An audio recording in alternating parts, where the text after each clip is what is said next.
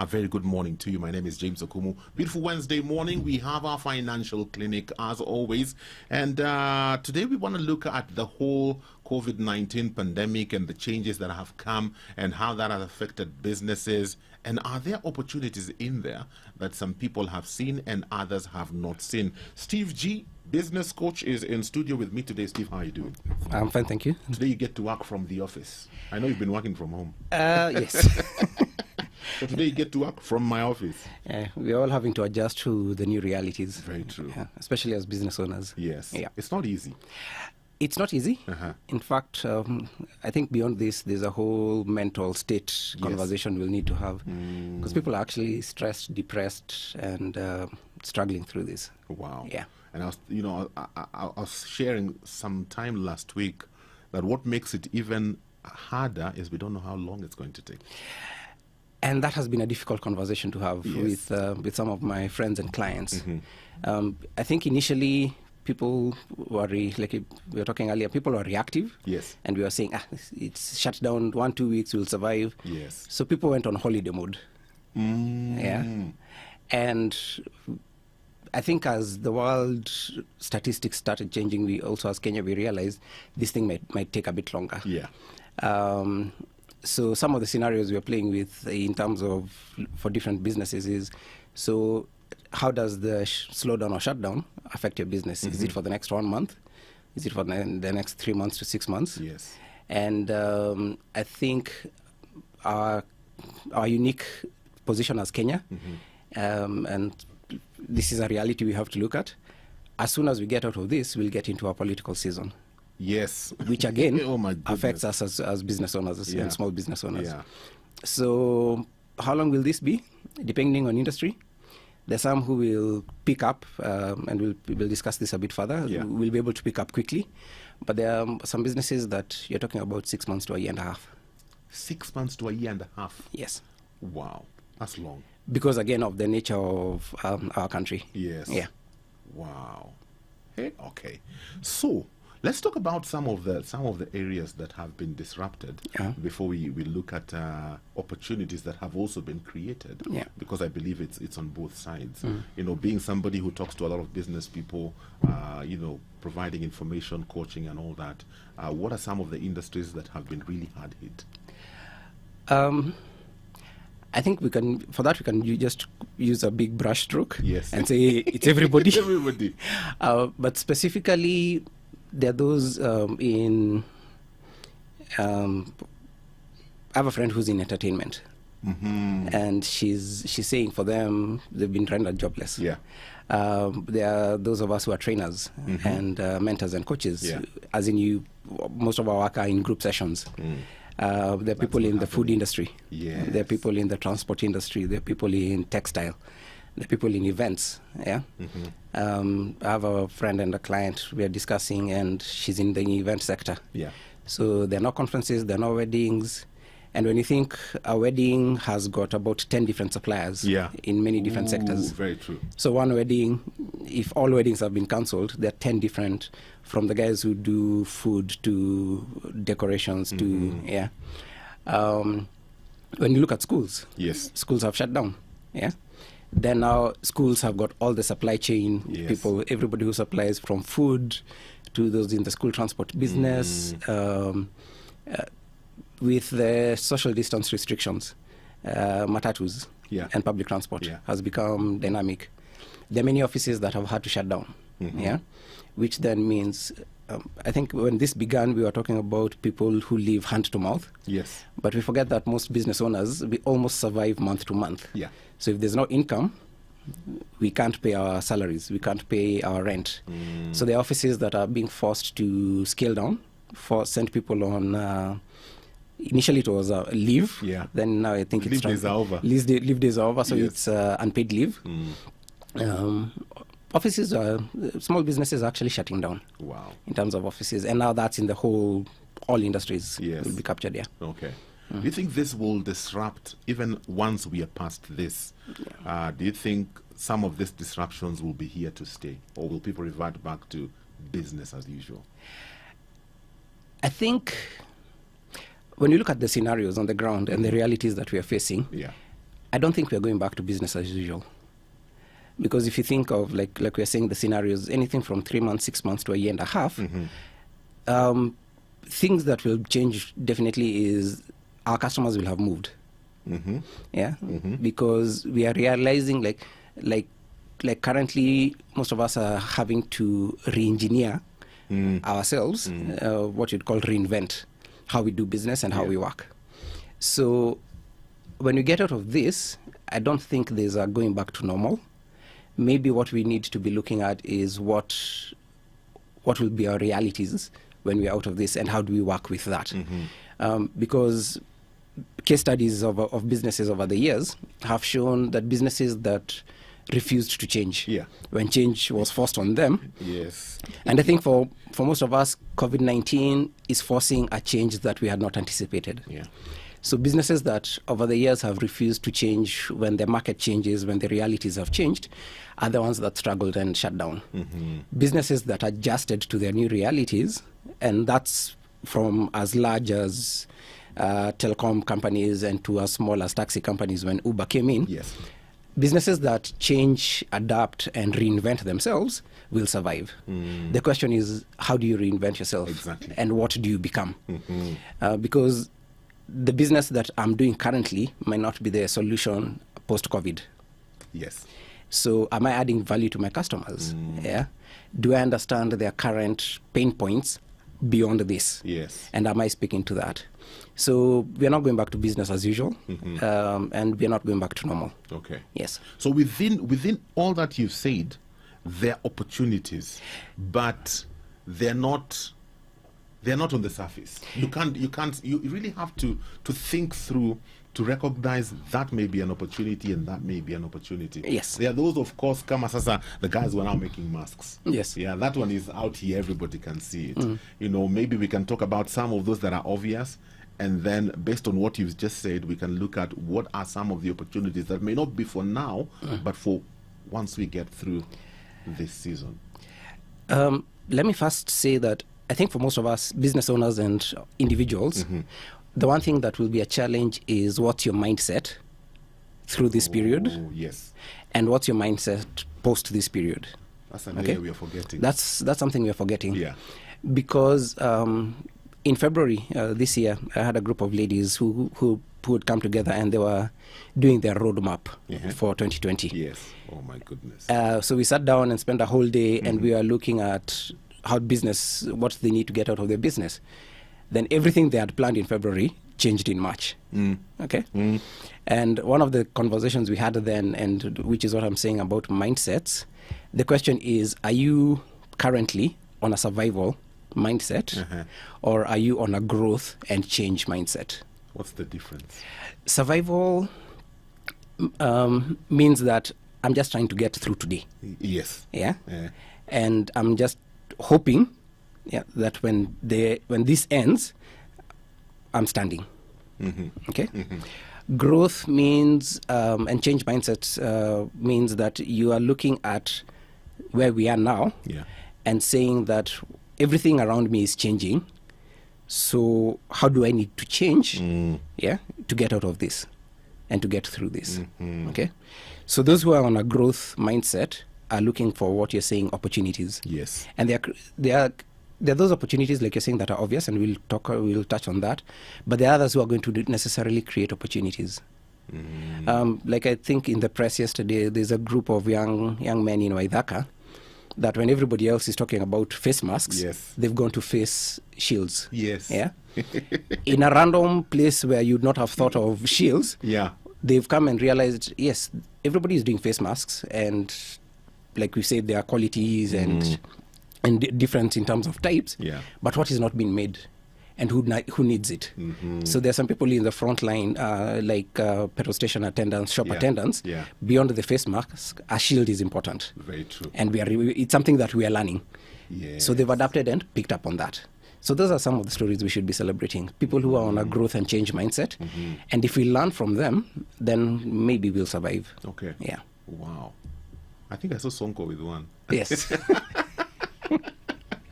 And people are wondering, what is this? That's a good one. That's a good one. Yeah. You know, I was sharing earlier before we began this conversation yesterday when I'd taken my wife to the supermarket. You know, she pointed out something and she asked me, do you realize the taxi guys are the ones selling masks? Because they're usually at the front of the supermarket waiting for clients to come out with their baggage or could transport. And I recognize it's true. Yeah. Almost all of them were selling masks because right now no one is taking the taxi. Yes. Very few people are taking the taxi. So they have adapted rather. And like what you're saying, there's a bit of innovation in it, and they're reinventing themselves. Yes. And that's I think the beauty of the situation is that there are people who are coming out into new places. Like you mentioned about face masks. Yeah. Initially, when we were talking about face masks, everybody was looking at surgical masks. Yes. And the prices had shot from 20 shillings to, I think, 150 to 200 shillings. But then they started to be a change. And then tailors, so I make outfits, and I have a machine. Yes. A machine can make outfits, but it can also make something else. Yeah. So like now the one I use is made by the tailor next door, near where I live. And then if you look at it, what started happening is that face masks are becoming a fashion trend. They are. So it's no longer just a face mask. Yes. It's an opportunity to accessorize. Yes. Yeah. So there's a whole stretch from the basic ones that I just need to cover my nose and my mouth because it's a government regulations. And then on the other extreme, there are those who are, I want to look good in this. So yesterday I saw a lady who's in a very nice tailored African outfit, and her face mask was matching the outfit. Okay. So if you think of it, so there are some people, even for men, I'm seeing people, if I'm wearing a blue outfit suit today, I'm not just wearing a strange orange thing. Yes. So with time, again, if this continues for a few months, I'll need 4, 5, 6, 7 face masks. Okay. When you look at food, the restaurant business, we were initially told, one, we can't gather, so you can't meet in restaurants. Yes. So there are those who struggled and don't know what to do, but there are those who reinvented themselves. So delivery, and I'm not just talking of high-end restaurants, even like the place I have my lunch from the office, they're working on deliveries. Yes. And suddenly they've expanded a bit of their reach. Yes. There's a lady I know who used to do catering from home. She'd make food at home and then deliver to offices. And when COVID happened, the offices she was delivering to, people went home. Yeah. They're working from home. Yeah. So what happened is that she realized that she has a database of clients. They're at home. Yes. Most of them are single. They need food. Yes. So instead of offering lunch, she's now offering meal plans for the week. Wow. So she'll make a few things and pre-pack, Yes. and she'll deliver for you 6, 7 packages. So you have your lunch and supper, and you can continue working from home. So there are opportunities evident, but then there are some that we'll have to dig deeper to find. Okay. Do you have any questions for us today? 20316 is the SMS line, and the WhatsApp number 0786 316 316. Probably there are some opportunities that you have seen and also jumped onto in this season. Feel free to share those with us today. Or maybe something you've seen somebody is doing that, wow, you thought about it and you said, wow, that one really thought. Share that with us as we continue with this discussion today. It is the Financial Clinic. In studio with me, Steve G. Steve G does a lot of training and coaches a lot of business people. And we are talking about the COVID-19 pandemic, opportunities within the disaster that we are facing. George from Kiambu, how are you doing today? You say, hey, Radio 316, thank you for the topic.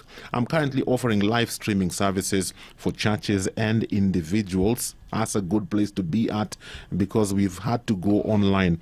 This one says, I love your topic today.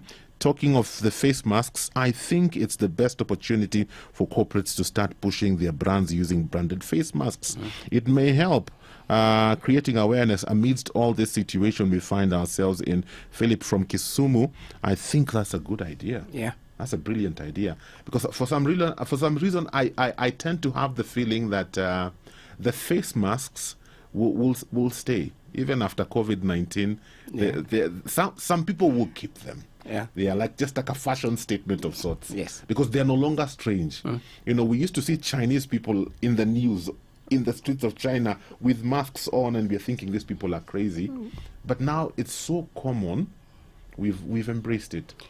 And it's interesting, like I've been driving around and you realize it's becoming the norm, like you're saying. Yeah.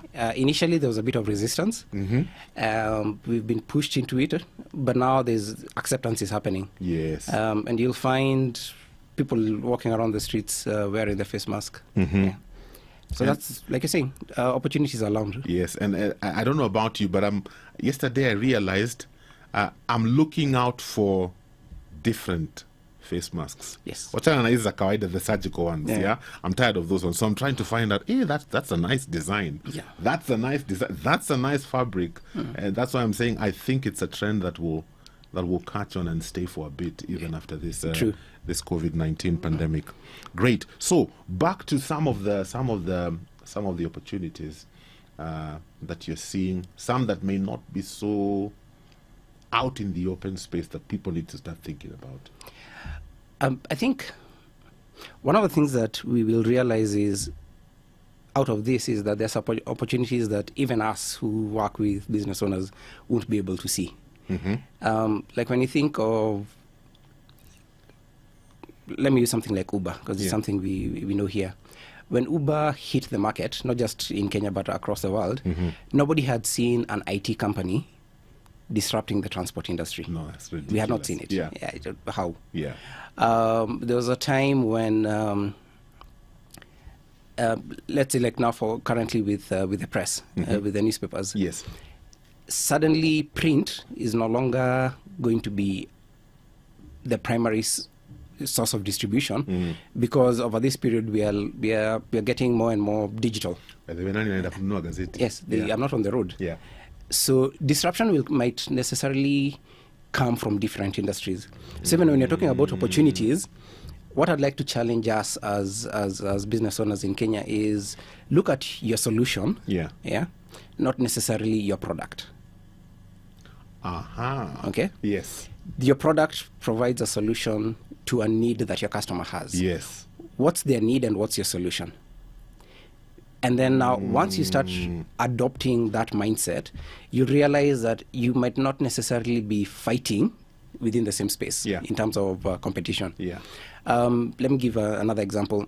A few years ago, SGR became the thing that will be moving us from Nairobi to Mombasa. Yeah. And initially, before the train service was launched, the only way to go to Mombasa from the majority of us was by bus. Yeah.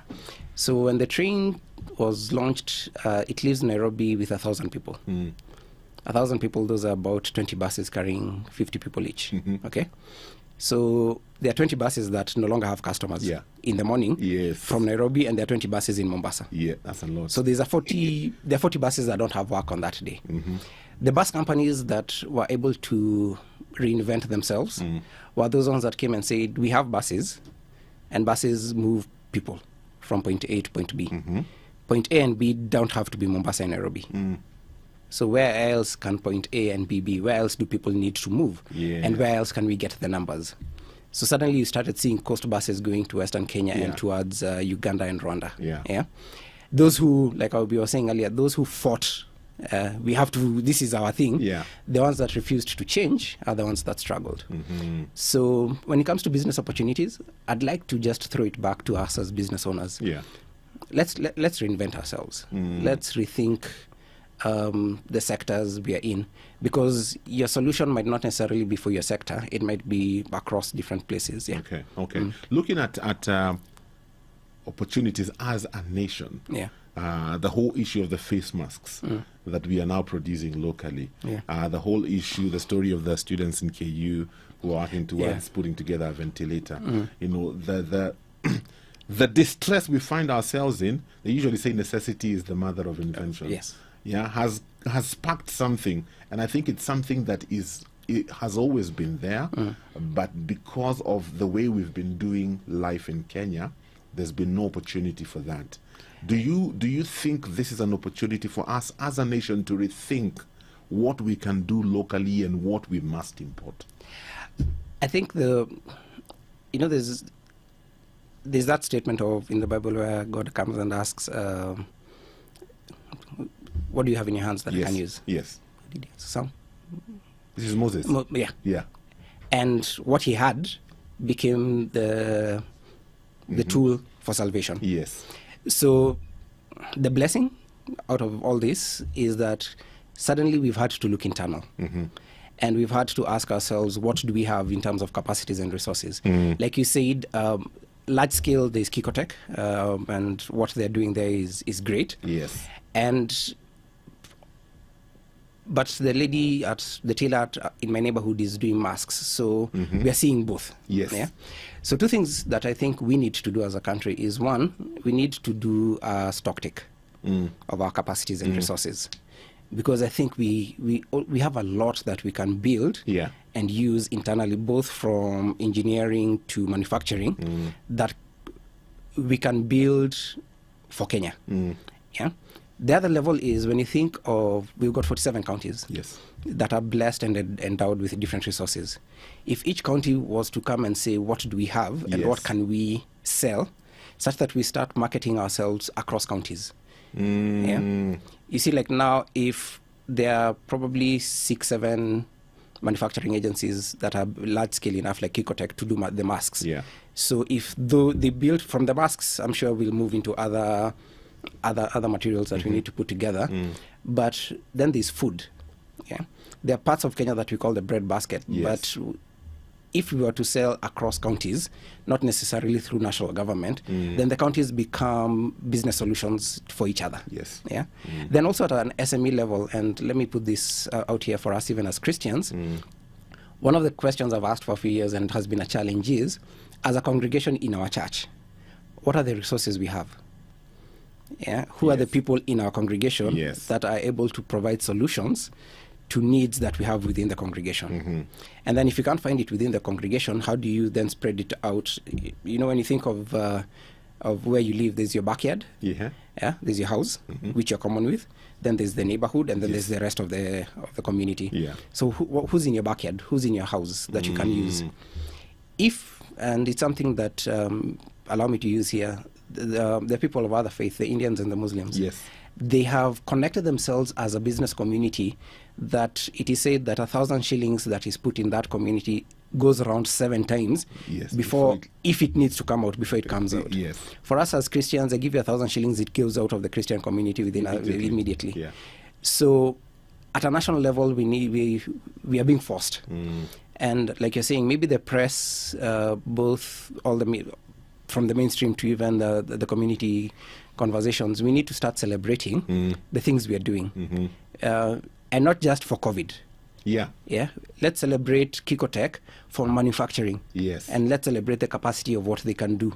Let's celebrate the university. And there were the other 2 young guys who came out fast with the ventilator that I think theirs was, initially when they put it together, they said it would cost between 50,000 and 100,000. It's basic enough to be used at some level. Let's celebrate those stories. And then let's also learn from each other. So at a national level, we've got work to do. Counties need also to do their stock takes. And this is where the governors, hopefully over the next 1-2 years, will move out of politics and move to build their capacities. Because those capacities are what then we need as a nation. And then also as a Christian community, we need to learn from this. Not just about fellowship, but also how to network and work together and build each other. In fact, I was going to ask you that question, whether you see any opportunities that have been exposed with this situation for the church in Kenya and even globally. There's an article I was reading yesterday that was saying, whereas some people are saying the church being fought in that we cannot congregate. But probably God is using this because now there's church at home. Very true. Families are connecting at a different level. And then now using technology for those who have the capacity, we are connecting also at a community level. I think there was an article from Western Kenya, a pastor who, they don't have the Zoom or Wi-Fi network. What he does is he puts his speakers outside, and since his congregation or community around him, he preaches from his house. And everybody is sitting outside. So the opportunity for church will be maybe to go back to what church was at the beginning. when God's original design for community. And then now from there we become a resource for each other. Because if you go through the Bible, the church in the New Testament worked together and built each other up. Yeah. So the congregations might need to call ourselves for a meeting. Yes, we need to rethink some of these things. I saw an article yesterday, was it yesterday or the day before, that said in the last 1 month, the church globally has produced more content for social media and online platforms than Hollywood. And I would agree. Yeah. Yes. Because I think we had not seen, maybe, and like you're saying, as a church, we had not seen the online community as a platform that we can build on. Yeah. Because I think maybe I know of probably 4 or 5 churches that had live stream options in Nairobi. Then Facebook was that thing for guys catching up and I wish you were here. Yeah. But now Facebook streams, people are actually streaming short clips on Facebook. Yes. Pastors who, like you're saying, went online, you discover that you have a whole library of content that was sermons in church but were never documented digitally. Very true. So between Sunday and Sunday, instead of pastors, and at all levels, because the platforms available are there. Yeah. Pastors might need to digitize a lot more of their sermons. Like if you just sat down and did your sermon series for the whole of 2019 and put it on digital, then there's Netflix. And Netflix has become a buzz because unlike other TV options, Netflix allows me to watch my program at my pace when I want to watch it. When you want to watch it. And when I need a break, I can pause it and come back to it. Yes. Maybe that's an opportunity for the church. And I'm not talking only as for the pastors. No. I'm also talking for the people within the church community that have got content. Because they're there from parenting to business to family to marriage. There's a lot of content that we can produce and put it online. You know, the other day I had Richard Njao here, and we were talking about the church and how it had to go online. Yeah. You know, and he said the same thing. You know, he was saying, pastors, you need to realize now, it's not Sunday morning service as if you're preaching to a captive audience that is right there with you. No, this platform is open 24/7. People are always on this platform. And so he was saying, it is time for you to bring back some of those messages. Yes. Exactly what you said. Yeah. You know, if you had them recorded, have a message every day. If you didn't have them recorded, start going through some of your old sermons and recording them, so that every day there's something. You don't have to wait until Sunday. And again, I think also the messages will be shorter. Yes. Yeah. Give me, like, if you the thing there's TED Talks. Yeah. And then in Kenya there's we have Engage. Engage, yes. Yeah. And the thing I like about it is they are able to put beautiful stories into 18-20 minutes. Yeah, exactly. If you can give me content of deep value that gives me something to reflect through the day, maybe I can check in every morning. Yeah. So there's maybe churches might also not go back to normal. I'm hoping we don't. Yeah. I'm actually hoping we don't. Yeah. Before we run out of time, we had mentioned this as we were listening to the songs. There's the whole aspect of, when we began, you said a lot of us thought 2 weeks, 3 weeks will be over this. And so we went into holiday mode. Yes. Some of us are still on holiday mode, and we are spending a lot of our time on social media. Yes. Yeah. Talk to us a bit about that. I think one of the challenges we're having is that people have a desire to be the first to know. Yeah. Yes. So there's a lot of forwards and communication that's happening on social media. Yesterday in the evening, as I was thinking and preparing for this, we sat with my daughter. She was doing her math paper. And she asked me, so what are you doing? And I told her, I'm learning. And the platform I was using was YouTube. Yes. So the same way we're saying content is available for us as Christians, there's a lot of opportunities to learn. So maybe we need to cut down on the social media time. Yes. Get off Facebook, get off WhatsApp. you can't wake up and find 600-700 messages from one group. What are people doing? What are people talking about? Yeah, and it's only 8 in the morning. So we need to. We're talking about opportunities. There's opportunities for business, yeah, in terms of something to go and do. Yeah. But for me as a business owner, I've also got a lot of opportunities to learn how to do business.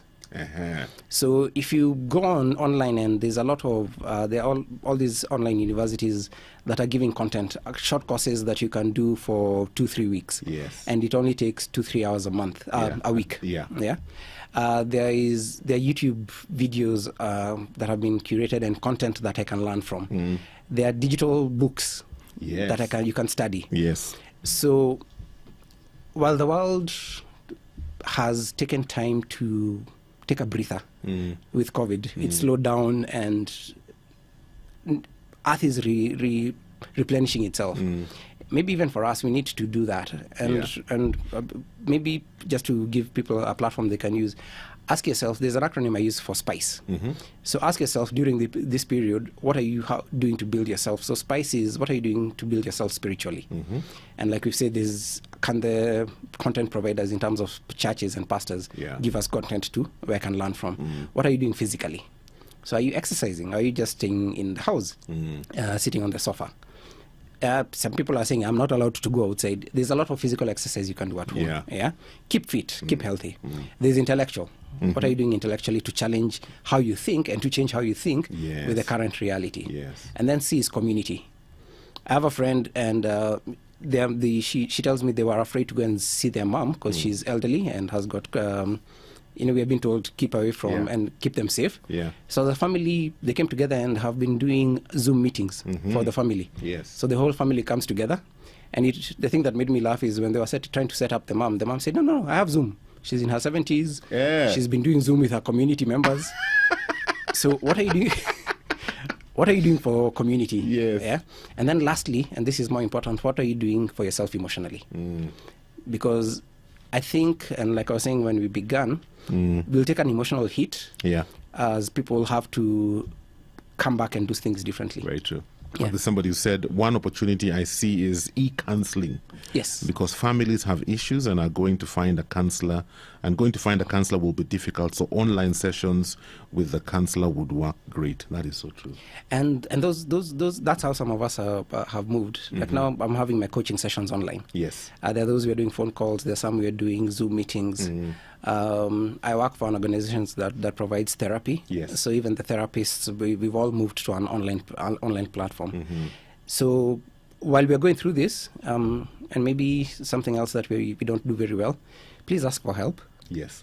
If you're struggling, whether it's at a business level, it's a personal level, it's a family level, ask for help. Yes. Because sometimes until you ask, we don't know. Yeah. And until you ask, you don't know that there are people who can help you. Very true. So don't feel that you need to prove yourself strong. So if you're struggling at whatever level, please ask for help. Ask for help. Yeah. Steve, thank you so much for coming to work from my office. Thank you for the opportunity. I truly appreciate you. I value you highly, my friend. You have no idea. I love the conversations we have. God bless you. God bless you.